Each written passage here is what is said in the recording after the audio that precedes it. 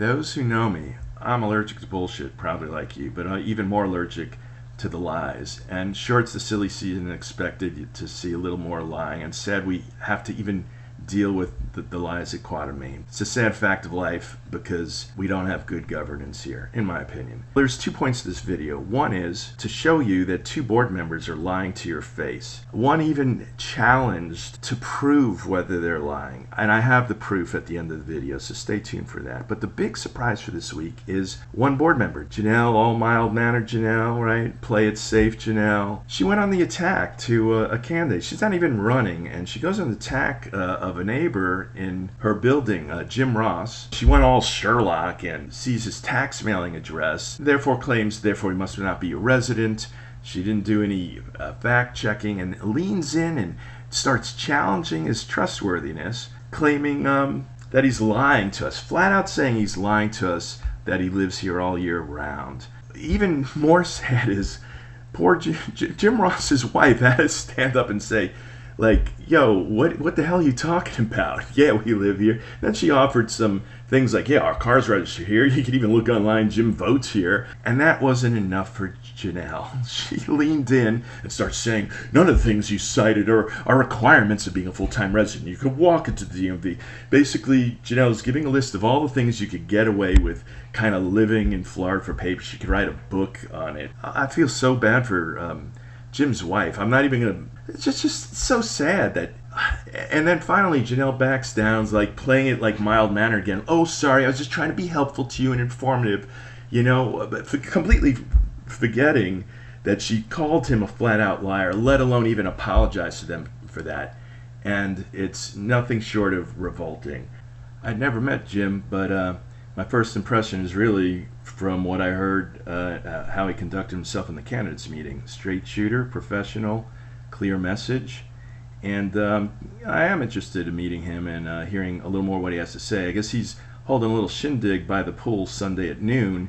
I encourage everyone from Valencia who has not met or heard from him to find out for yourself what he has going on.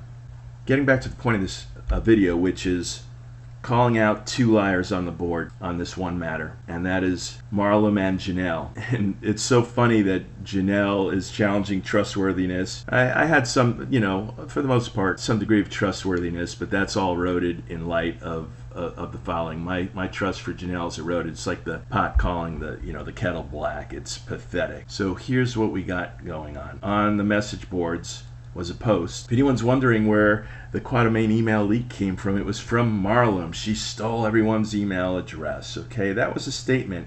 And then Marlum replies, please back up your statement. Anyone could say anything, but not everyone could back it up. She is challenging whether or not she's lying, and I am going to prove it to you. But it wasn't enough. Janelle stepped in because it looks like Janelle's nothing but Marlum's lapdog. Now take a look at this note. And I highlighted the bottom. Basically, everyone knows, it's common knowledge that the list was downloaded from the old rec website. And she's going to weasel her way out of it and said, I didn't mean downloaded, it was by some other thing. There used to be an address book there on the old website where you could opt in to display information. The post goes on to say how Marlum from there personally used that as a source and the basis. So let me tell you why it's full of shit. I made a video about 10 years ago as a tutorial about that website. I used to be an officer for the towers, and my key role was administrating the old website. I know every last thing about the old website, and the one thing I know that you couldn't do from the old website was download anyone's names and numbers.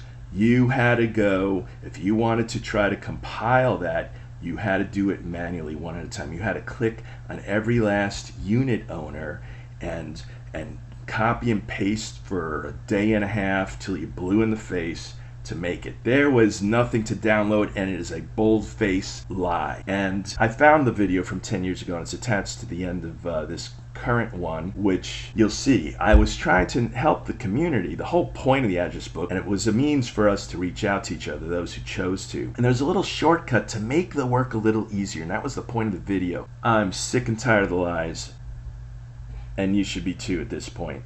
If we move over to resources and go to address book, there's a lot you could do here. You see this friends folder? We all have one.